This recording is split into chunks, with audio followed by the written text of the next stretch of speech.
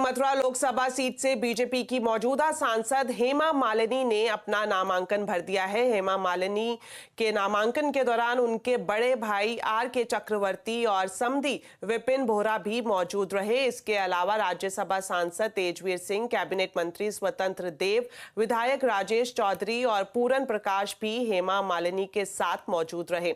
हेमा मालिनी ने तीसरी बार मथुरा सीट से नामांकन भरा है। वो 2014 से लगातार इसी सीट से बीजेपी से सांसद हैं। तो हेमा मालिनी से हमारे सहयोगी ने बात की है, सुनिए। मैम, मुख्यमंत्री योगी आदित्यनाथ यहाँ पर पहुंचे थे और जिसमें आपको लेकर जिस तरीके से विपक्षी नेता और खास करके कांग्रेस के नेताओं की तरफ से टिप्पणी आई, पुरजोर तरीके से उनका जवाब दिया मुख्यमंत्री ने और आपका बहुत तेजी से यहाँ पर सपोर्ट भी किया। आप क्या कहना चाहेंगे? मुझे बहुत खुशी है कि हमारे नेता इतने स्ट्रांग है, इतने समझदार हैं कि उन्होंने जो विपक्ष के लोगों ने जो भी कहा उसका उन्होंने क्लैरिफाई किया।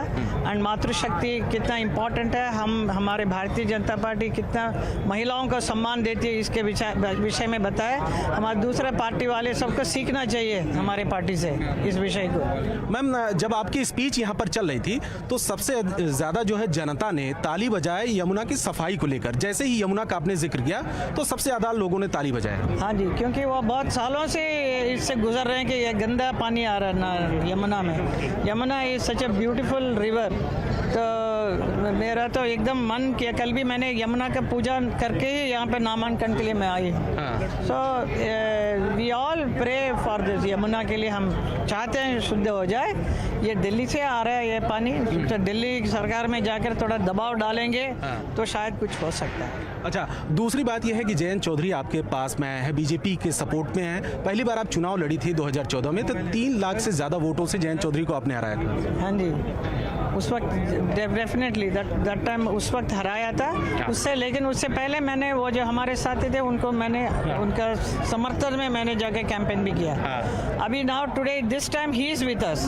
तो कभी वहाँ कभी यहाँ, कभी अलग हो जाते हैं, कभी फिर मिल जाते हैं। But it is very nice. अच्छी बात है कि वो हमारे साथ हैं आज। मैम, हालांकि पॉलिटिक्स में आप तो कई सालों से है, 2004 में ज्वाइन किया था, 1999 में आप विनोद खन्ना जी के चुनाव प्रचार में गुरदासपुर पहुंची थी, जिसमें आपने वहां पे कुछ डायलॉग मारे थे और इसके बाद बहुत तेजी से लोगों ने शोर भी मचाया था, उत्साह भी था वहां पे और बहुत मजबूत तरीके से वहां पर विनोद खन्ना जी की जीत भी हुई थी।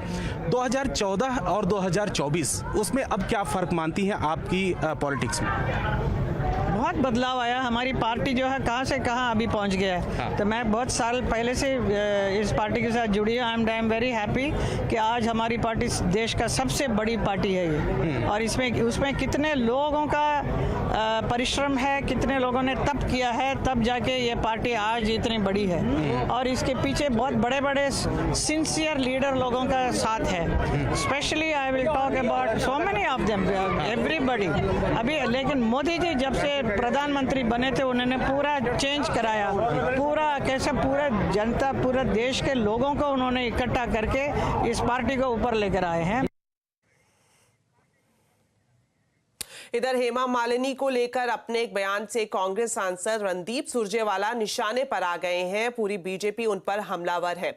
वहीं हंगामा मचने के बाद रणदीप सुरजेवाला ने सफाई भी दी है, सुनिए क्या है उनका बयान। फिल्म स्टार तो हैं, हम तो हेमा मालिनी जी का भी बड़ा सम्मान करते। क्यों, धर्मेंद्र जी के ब्याह रखिए, बहू है हमारी। परंतु ये फिल्म स्टार तो हो सकता है कोई, हम लोग जो है मुझे या गुप्ता जी को इसलिए आप बनाते हैं कि साहब हम लोग जो हैं आपकी सेवा कर सकें। नायब सैनी जी को भी इसलिए बनाया, मनोहर लाल खट्टर जी को भी इसलिए बनाया, दूसरे साथियों को भी हमने इसलिए बनाया।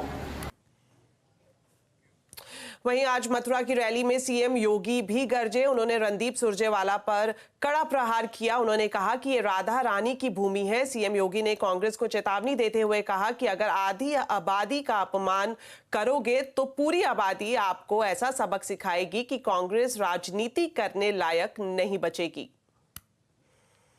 तो कांग्रेस के नेता अपना आपा खो चुके हैं। अब भारत की मातृशक्ति के प्रति अपमानजनक टिप्पणी करके